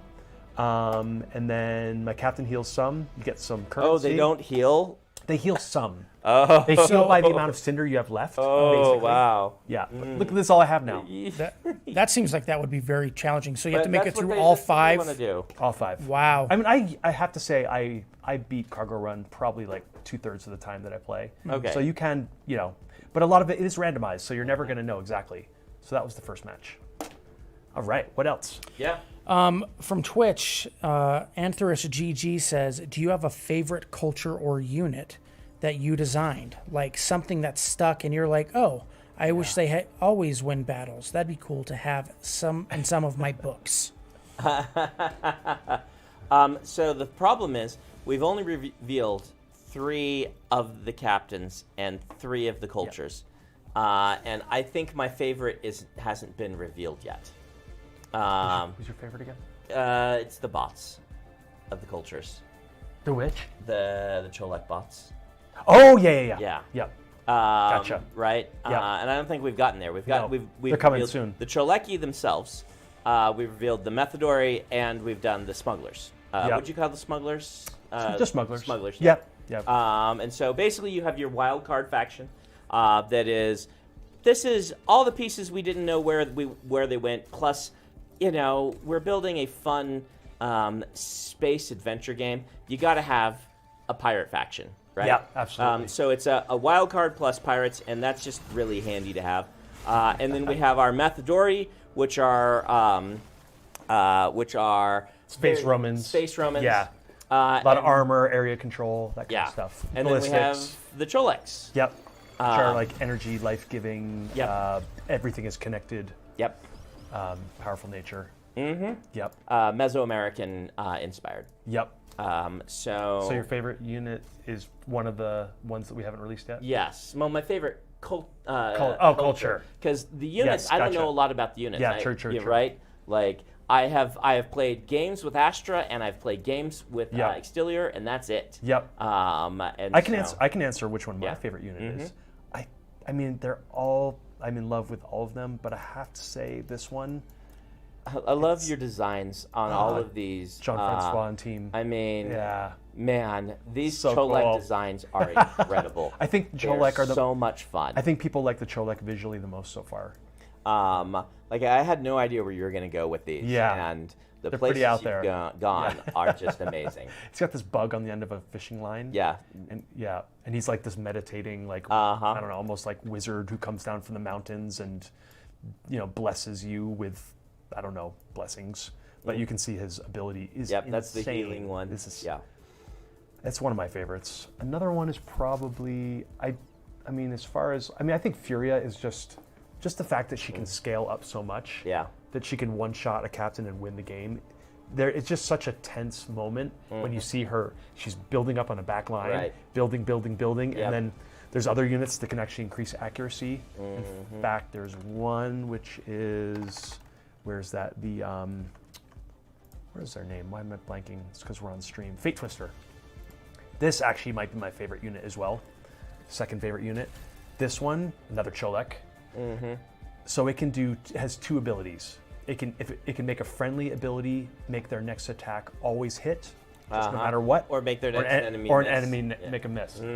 So you can. I've seen games where Furia has been like getting bigger, bigger, bigger, and then you bring out the Fate Twister and you bless her with that, and you're like, you've been trying to keep your guys behind cover, make sure they can't die, and then she pull you out from behind cover, bless him, move out, do your one like 20 shot damage. It's pretty epic. Though I do like this one, Nekahal 12. This one. Oh, not these. That one's good, but there's another one like that. Where are you? The one that gives all your guys movement. Why can't I remember? Oh, Quetzali. Another Cholek, man. So this one, it basically has an area of effect that it can recharge basically 5 free movements per turn. Okay. So if there's a unit, any of your units, any unit, if they suddenly are moved, their does move it is have exhausted. An attack also? It does not. Yeah, it just can't. So this thing is too crazy. yeah. So it looks like you're seeing a lot of support. Yep. In the Cholek. Cholek, yeah. Yep. That's my favorite. More questions? Yes. I'm not going to say this name. What language was this built in? Yeah, programming language, C# mostly, and then some Go, I think, for the back end. And I didn't program on this project, not since the prototype, but I don't know if there's other languages in there. I think that's all we have right now. Yeah. And this one, I wrote it in English. Yeah, I was going to say, yeah. And it's all Microsoft Word. It's all Unity, by the way, if any programmers out there. I did see some questions in the chat about that as well. Okay, yep. And this question is for me. What has been your favorite part for this game and, the Subnautica series? That's been your favorite part of the creation process? Is it the actual programming? Is it ideation? What gets you most excited? I mean, just making units is just endlessly exciting because I get to think about, what abilities could be like fun to watch on stream or really exciting, or could allow you to use them in really like creative or unknown new ways, like coming up with like something really simple that can really have a lot of permutations. One is just so basic, but like crankbait is so simple. All she does is she's got this hand, and she just throws the hand, and it's a grappling hook. It's like Scorpion or like anything, Roadhog from Overwatch. But this thing, you can do so many crazy moves with this. And she's fast, so she can move a lot faster than most units. So she can get behind someone, pull them out of battle. She can save people. She can use it on Extilior. She can get in front of him, pull him towards her, and then he gets his move. Right. And just so many crazy things. You can pull people into mines, and then they blow up, and yeah. So that's probably my favorite thing, is just making unit abilities. And I could have answered that knowing you. Yeah, kind of obvious. Every time we get on a call, you'd be like, "Oh, I made all these cool units. Yeah, check this out." Yeah. Of course, now we have to go into pain mode because we're gonna have to make sure this is all ultra balanced. Yeah. But so far so good. All your cool units will get nerfed. No, they won't. You'll just they pop won't. everybody Let's get else. more expensive. Yeah, exactly. This is a fun one too. She crits units that don't move. Okay. Which, of course, you can make them not move. Yes. So then, yeah. Mike W says, and this is a question you guys talked about earlier, but we probably have a different audience at this point. What's going to be the cost to initially buy? Yeah, it's $25 for the game. We also have a Founders Pack, which is $30, which gives you like a cool Astra skin, which I think I should show you here. Is it? Oh, it's actually not here. You can only get it through the Founders Pack. But we do want to make extra models and VFX and sounds and all, sayings and emotes, all that stuff for the captains especially. So yeah, that's the Founders Pack, and then everything else. We do have currencies for getting boosters and all these things. Boosters come with 3 units in them. Yep. And Yep. if you get Randomized. repeats, they dust. Exactly. Yeah. Exactly. And then you can just buy the units that you want. Exactly. It's really easy to get all the units you want. We only have like 42 units right now. It's pretty easy just to get everything. So if you buy the base game and you play at all, you will have all the units very quickly. We're not trying to make this like $300 a quarter like, some other CCGs. It's not interesting to us. I saw a thing for how often can you do a cargo run? Yes. Yeah. So that is one thing we're not totally sure that we've had some people say they don't like this, but we do have cargo run tickets. Yeah. So you need a cargo run, I guess, contract. You need a contract to play. If you buy the game, you get 15 contracts, and then every day you get another one. I think we ended up with one per day. The idea is we want you to be able to win bonuses from cargo run, so you actually win in-game currency by playing the farther you get. Also, we've seen other games like Hearthstone. Yeah. They basically their dungeon run was so good that it basically like dried up their multiplayer pool. So it's the kind of thing that it's so addictive with all the upgrades and it's like the Slay the Spire feeling. It's so good that you basically stop playing multiplayer and then no one can play multiplayer. So we want to make sure that we have controls on that so people don't just like binge like crazy. So you don't binge, and so we keep the multiplayer. B, so we give rewards, and C, there's one other one which is so you don't burn out. Because that's the other thing. When we had this mode originally, you would just sit there. I mean, I literally would play 8 hours straight until I fell asleep. Like it's kind of like overly addictive, and then you burn out on the game completely. So we want to make sure we have some kind of control there. We may adjust how often that's redeemed, or maybe make them cheaper. I mean, they're free basically. I mean, you can also spend currency to get more, but we just want to have some control in there, so we don't have the game. We just want to make sure the multiplayer continues. So that's how that works. They also wanted to know post-purchase cost. Yep. Like add-ons, or basically what kind of money they're going to have to dump after that initial Yeah, it's a buy. good question. We did just release an FAQ on all the store stuff. I don't actually know where that's posted. I think it's on the Crafton website. But if you just, I don't know, look on one of our socials, I think we posted it recently. I think it went up yesterday. So it has a lot of details. But basically, we just want to make sure that people, if they're going to play the game a lot for years, they need to put some money into it or play the game. So pay or play. If you don't play, if you don't play, then you need to pay to get everything. But if you play, then you don't need to pay for anything except some of the high-end cosmetics like Captain skins and things like that. But we want to make sure that the gameplay is always available to everyone very easily. So we're not even going like the League of Legends approach where they keep the heroes behind a paywall. We're not even doing that. So you can grind everything fairly easily, but you just got to play the game. And speaking of which, I did want to show, we do have this season track, which is just a free thing, where basically the more you play, the more extra stuff you get. I didn't actually show you the decals. We have a whole bunch of stuff in here. We have the banner shapes, which I'll show you in a second. Paint colors, and including the metal and stuff. We have new paint schemes for units that you can get. Oh, that's cool. Yeah. There's a lot of cool stuff in here. Just we want to reward people for being, if they like the game, they should get cool stuff. So that's all free. You get boosters here. I wanted to show you that banner stuff because it's pretty neat.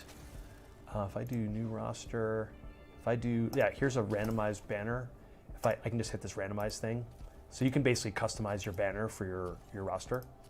So it's like, you can just do it yourself, or you can just hit customize, and you can like get all these different crests. You can see we have all these mastery levels for the different units. So the more you play and the more you win with a unit, the higher their mastery level gets, and then it unlocks all this extra cosmetic stuff. Has no gameplay effect, it's just pure cosmetic.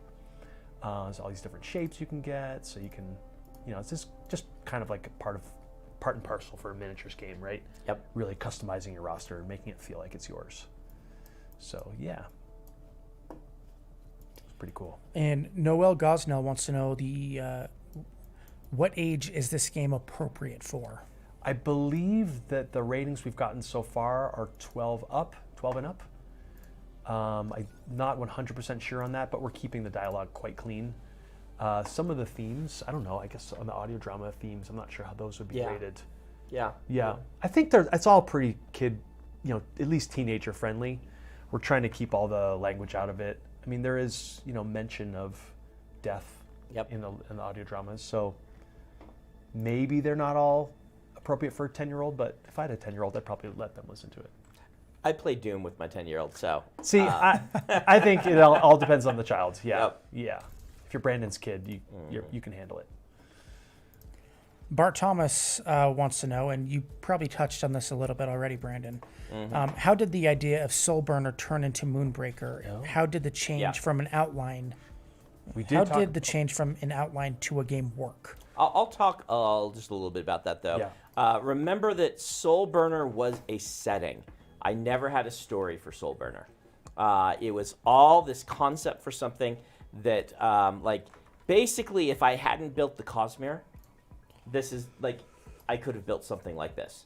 A self-contained. One of the things I love about Firefly, actually, it's something shared by Firefly and The Expanse, and Cowboy Bebop, which is that they worked very hard to make one solar system, our solar system, I think, in all three cases, be expansive and interesting, rather than going the big, massive universe that you see in something like Star Wars or Star Trek, which both have their advantages. But not having FTL, and by making it, all take place in one solar system, you get a few things. You don't have FTL as like an escape, right? And that just makes narrative so much easier in a lot of ways, because you just don't have that option. Beyond that, it's very hard to do in a giant universal 3D scape with FTL any sort of terrain. Like planets being close to each other doesn't matter so much when you're working in terms of light years. But when you're working in a single solar system scope, which ones are close to each other becomes much more relevant. And that allows for certain politics in interesting ways, and economics and trading. And so when I hit on this idea for this one sun with 50 moons, and it's got all sorts of cool aspects to it, right? Like it only rains on one side of the moons because they're all tidally locked. Cool. and stuff like that. And you only get light on one side of the moons because they're all tidally locked. So you have a rainy side, a rainy dark side, and you have a bright side, but it's pointed toward this massive red giant of a star. And this stuff all comes out in the audio dramas, yes, of course. All comes out in the audio dramas. But we drip it out to you. So like the visuals and the concepting and all this stuff is so cool. But it did not fit in the Cosmere at all. And so I had all of this, but I only had 5,000 words of it, and I ended up turning in something like a 50,000 word document or more for the world building.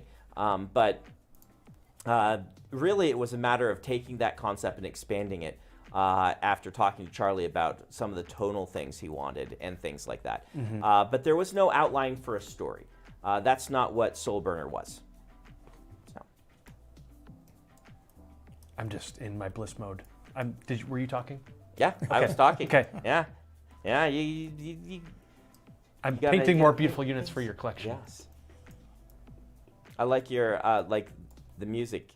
Yeah, we wanted so to make. Good. Yeah, it's supposed to be really relaxing. Mm-hmm. So it's like you make the UI go away. Mm-hmm. You're just kind of like looking at the details. Yeah, just like relaxing. Mm-hmm. And just as I'm watching you do this, what are going to be like the painting options for people who want to do this? Obviously, doing this with the mouse is possible, but how else can people do?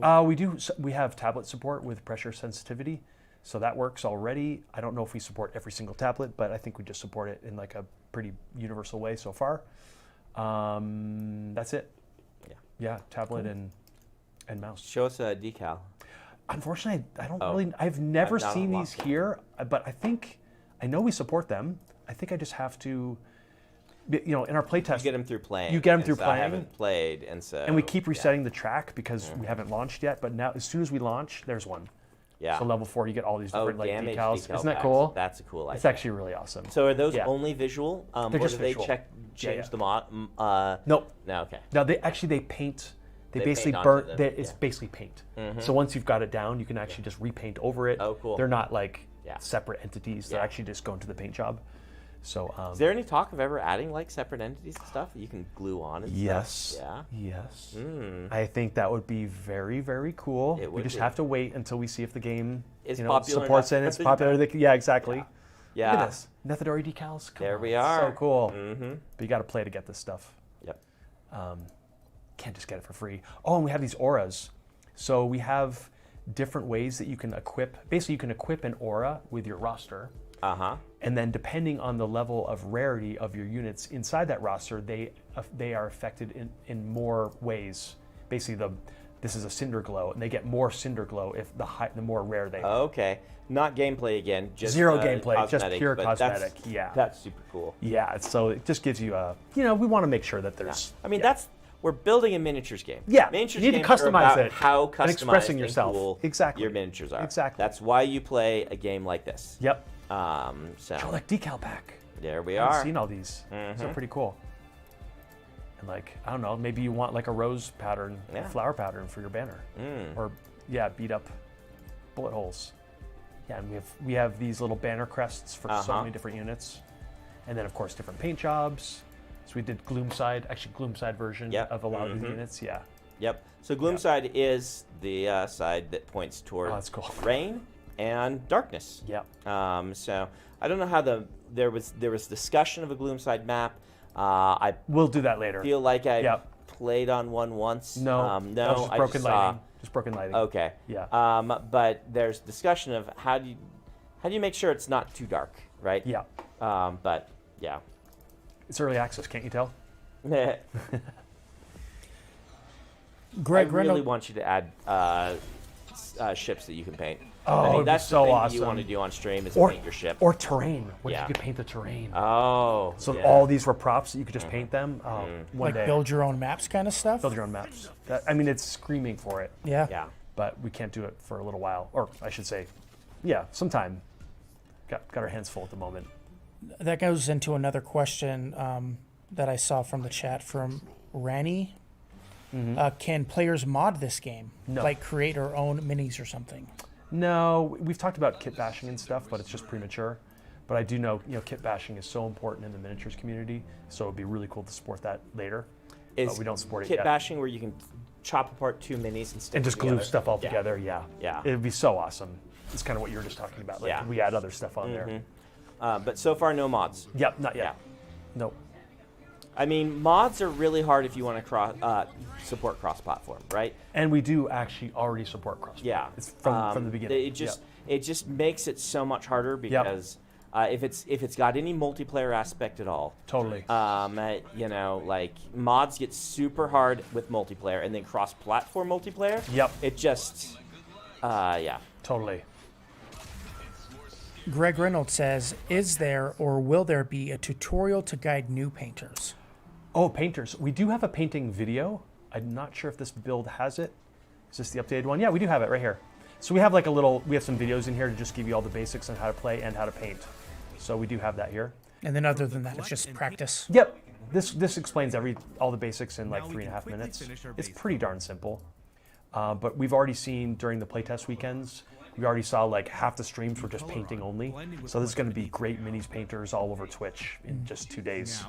It's going to be everywhere. We'll choose a skin color So and yeah, draw it. this gives you the whole If we're breakdown. careful, we can paint the whole face like this. But there's an easier way. If you But hold not in the shift, middle of the game. it will I'm surprised we actually let you look at that during the game. Thought we actually removed that, but it's single player, so I guess it's okay. Let's see. I love that the barks are all going now. Oh, so many good barks. Yeah. They're so funny. This guy's no glove, no love. I'm hoping I want to hear Zax's bark sometime. Oh, they're so good. I know you were talking about some really fun barks for him. Yeah, he turned out great. Oh, this is a great unit. This is one of the most powerful units we have right now. So basically, anyone that's nearby, or the nearest person, he basically becomes their bodyguard, and he reduces accuracy both for himself and them. I mean, accuracy when people are attacking them. Okay, so his goes down, but also if you're trying to hit. His nearest person. Yeah. So he might move up here and try to protect Rickety. Yeah. He's a pain in the butt. You basically have to move him out of the way before you can deal with the person that he's protecting. Let's see. Xylo says, the factions in Moonbreaker each have their distinct styles, but are you able to field any of them in a team? Are there plans for different models to allow everyone to match styles on a team? Yes, I think what they're asking is, like the staple in miniatures games is that you have some kind of faction limits. Yep. We don't have those currently. We really just don't have them because we don't have enough units yet. Are you planning to do that?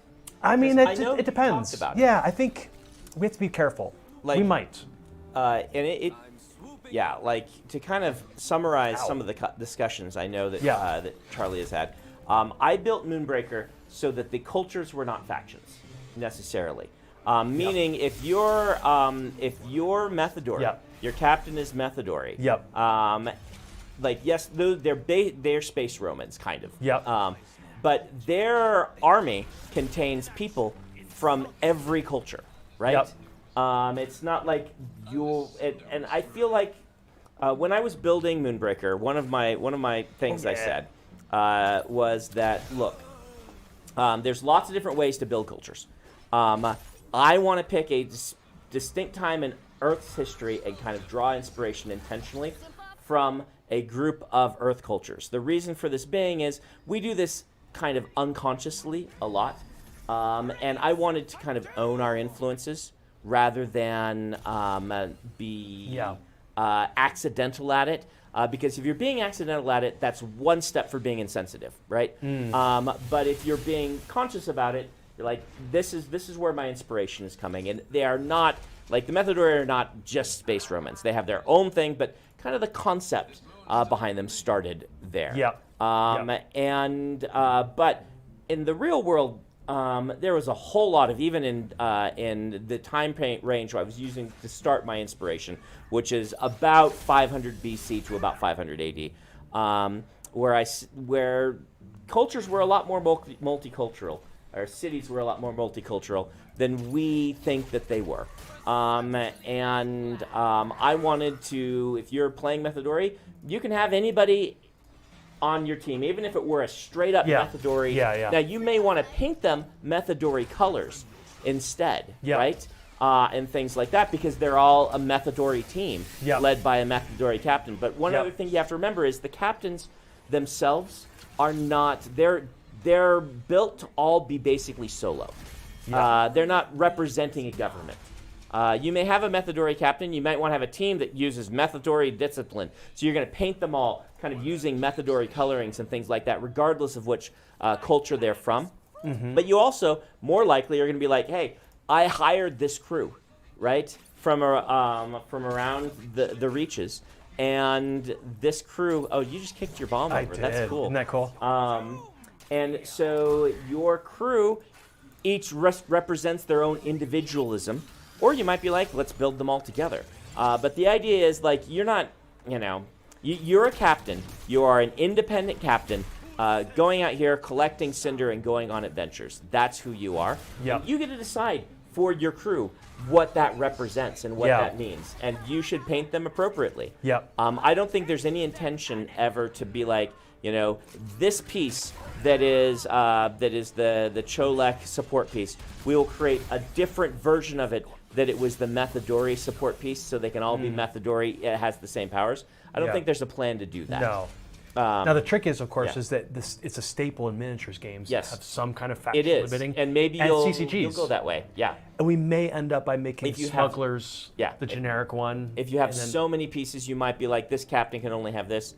Or you get bonuses if you have them all in the same culture. Or but at least during all of the early design, that's never been a thing that you were thinking about. No. Very, very much. Exactly. And so, once you have 700 pieces, it maybe helps to be like, all right, here's some guidance in what you're building. You should pick from among, this 200 instead. And it might even happen earlier, but we'll see. We just have to do it the right way, because the game is all about incredible possibilities. So you don't want to limit those possibilities. If two cultures, like say Cholek, couldn't be used, no Cholek unit could be used with any Methodori unit. That would just be really sad. So we don't. We have to be very. And it would be out of theme, right? You've got and your it would be crew, out of theme, like you your said. captains recruited. They could be from all around the reaches. But I do think it's an expectation that people have. So I do think it's something we want to keep thinking about. And I've heard about it a lot. So I'm kicking his butt. All right, we're out of time, Charlie. Oh yeah. Yeah. Okay. So this has been very fun. I suspect it won't be the only time you see Moonbreaker on my streams. Yeah. It was fun to actually sit and chat and not have to sign 2,000 pages. Your The hand is 2,000 thanking you. pages are sitting over there waiting for Yeah. me. Oh my gosh. Looming Yeah. at me. So, Charlie, thanks for coming out. You're welcome. You flew out here just Yeah. for this. Yeah. Super fun. To hang out with us and Yeah. do some Moonbreaker. It's funny, after all these years, we've only hung out a couple times in Yeah, person. in person. It's So all it's been actually a all weekly just- phone yeah, call. exactly. Or Zoom call or whatever. Yeah. I mean, this started right before the pandemic for us, and then Yeah.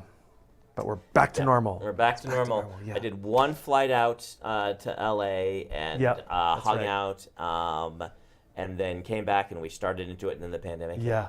So. Oh my gosh.